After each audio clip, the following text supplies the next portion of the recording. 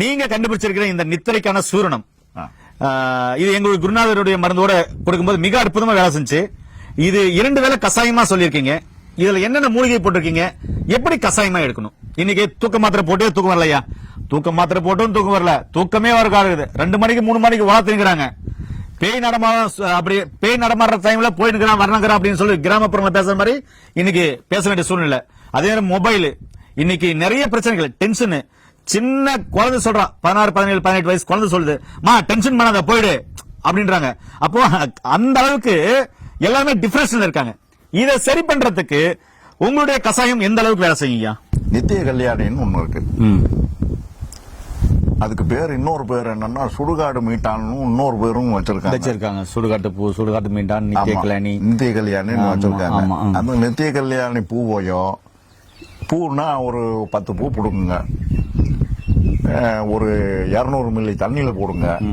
அந்த 200 மில்லி தண்ணியை கொண்டு போய் காலையில ஒரு 7 மணிக்கு கொண்டு போய் சூரிய வெளிச்சத்துல வச்சிருங்க, ஓப்பனா வைங்க. 12 மணிக்கு எடுங்க. 12 மணிக்கு அந்த வெயில்ல இருந்து எடுத்து தண்ணியை வடிகட்டிருங்க. வடிகட்டிட்டு பூவை தூக்கி போட்டுருங்க. அந்த தண்ணியை அப்படியே வச்சிருங்க.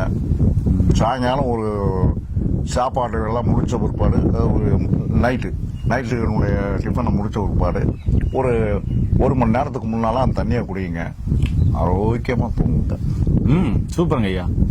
அது மாதிரியான மூலிகைகள் போட்டிருக்கீங்க. அதெல்லாம் சேர்ந்து இருக்குதுல்ல ஐயா. இது 2 வேளை செய்ய முடியலைன்னா எங்ககிட்ட வாங்கிக்கோங்க.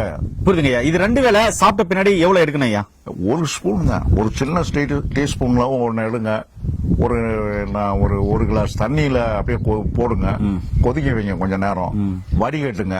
வடிகட்டி சாப்பிட்ட பின்னால ஒரு 1 மணி நேரம் கழிச்சு இதை குடிச்சிருங்க. ஆரோக்கியமா தூங்குவீங்க.